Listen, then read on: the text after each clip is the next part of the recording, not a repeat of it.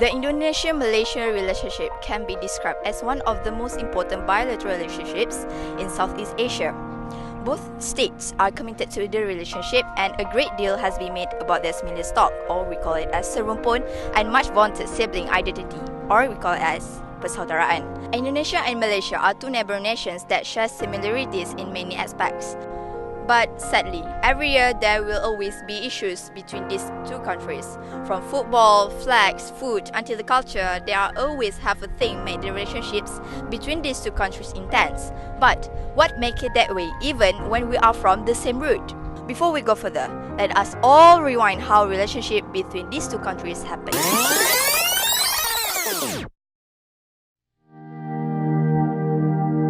The relationship between this Malaysia and Indonesia have their own ebbs and flows. It all started when Malaysia got their own independence on the 31st August 1957. Merdeka!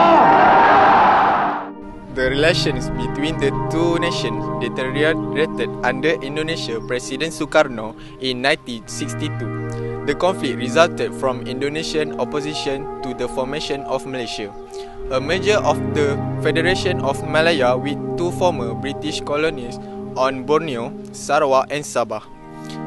The conflict has led to the termination of diplomatic relations on 17 September 1963. It is because there's one, the Indonesia-Malaysian confrontation or confrontasi lasted from 1963 to 1966.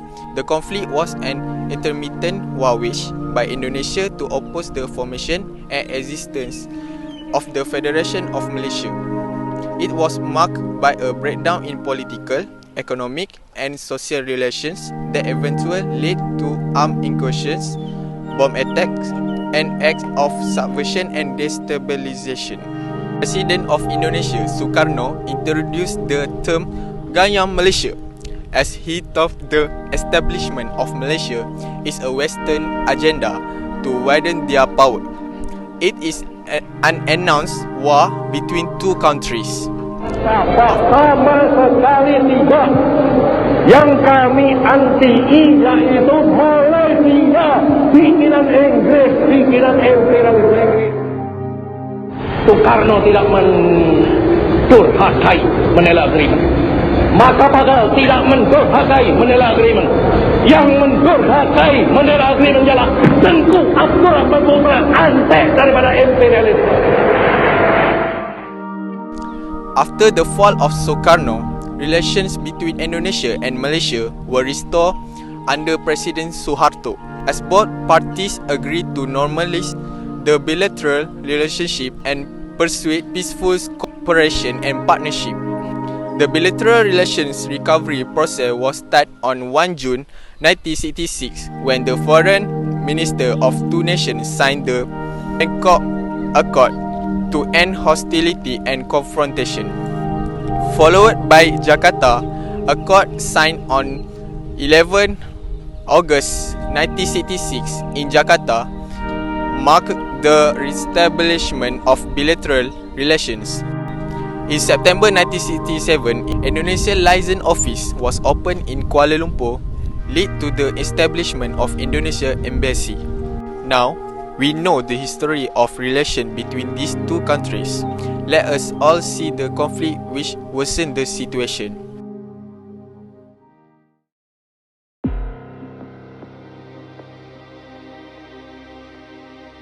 The first conflict, fight for Sipadan and Ligitan Island. Both of those islands are actually in the territorial of Sabah. This fight began since 1969. Both sides agree that the territorial area for Malaysia and Indonesia are lying at the Malacca Straits and South China Sea, but not for East Sabah. However, this case has been resolved by the ICJ in 2002 and stated that both islands belong to Malaysia. But the year 2009 was a particularly bad year. There's an anti-Malaysia demonstration in Jakarta associated with the alleged mistreatment of the Indonesian model Manohara by her Malaysian husband, the Prince of Kelantan. During her stay in Kelantan, Manohara was said to have endured physical and mental abuse from her husband. As a result, she surreptitiously returned to Indonesia via Singapore. Tengku's attempts to woo her back were unsuccessful. Warga negara Indonesia yang butuh pertolongan. Mana di situ mana udah lihat situ lumayan banyak yang ditahan di situ against their will and wanna go back. Also, there was a public outcry in Indonesia after Malaysia allegedly logged intangible cultural heritage claims UNESCO to a variety of supposedly Indonesian cultural forms, such as Malaysians are being accused of appropriating batik, the traditional dyeing technique, sparking violent demonstrations in Indonesia, and top-level meetings to diffuse growing tensions between the two neighbors. There were disappointing scenes in Jakarta where gangs of youth armed with bamboo spears stopped cars and demanded motorists' identity card in a hunt for Malaysian. Indonesian protesters also pelted the Malaysian embassy with rocks and rotten eggs and burned their neighbor's national flag. Indonesia rejoiced then when UNESCO announced that it was recognizing batik as theirs. Indonesians also claim, for instance, that the Malaysian national anthem is a rip-off, a song written in their country in the 1950s.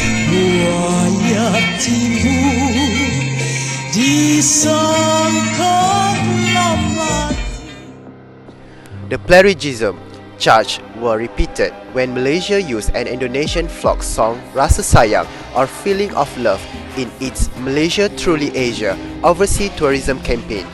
An Indonesian anger was compounded by an advertisement on the Discovery Channel for a documentary series about Malaysia featured a Balinese ritual temple dance known as the Pendek.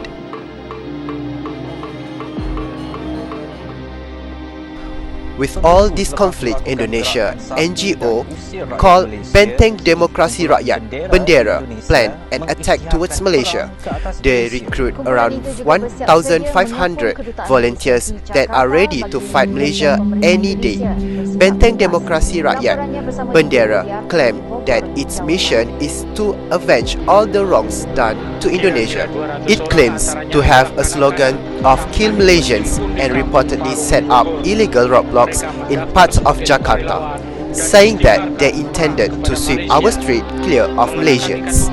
Dan bersenjata bulu runcing, perarakan itu keluar kampung dan membakar gambar jalur gemilang di tepi jalan. Mereka juga menyampaikan ancaman untuk mengapung kedutaan di Jakarta. Pertama kita kepung kedutaan Malaysia yang ada di Jakarta, Pak. Itu yang pertama. Setelah itu kalau memang gerakan kita berangkat ke Malaysia.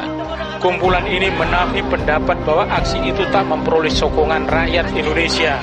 Malah mereka mahu membuktikan bahwa gerakan itu tak hanya berlaku di Jakarta, tetapi juga berlaku hingga di kampung-kampung di luar bandar. Bagaimanapun, polis berhasil menghalang perarakan itu bergerak lebih jauh.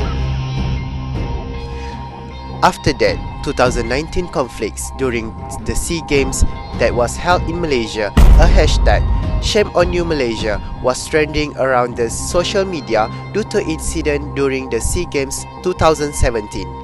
Malaysia as a host unintentionally printed the flag of Indonesia upside down. However, this case solved as our past minister fast in making move to apologize and deeply sorry for the silly mistake.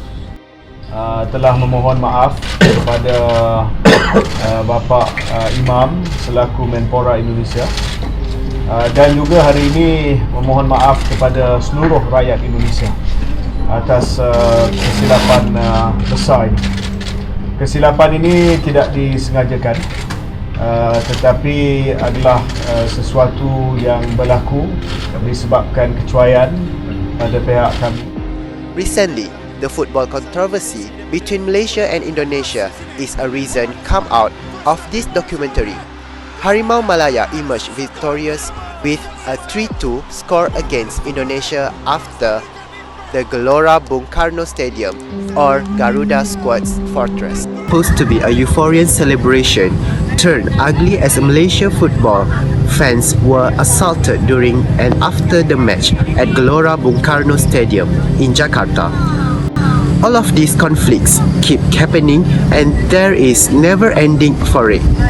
So now, we should look at the bright side. Although we are in this different country, but we can see the similarities between Malaysia and Indonesia. The first one is in our language.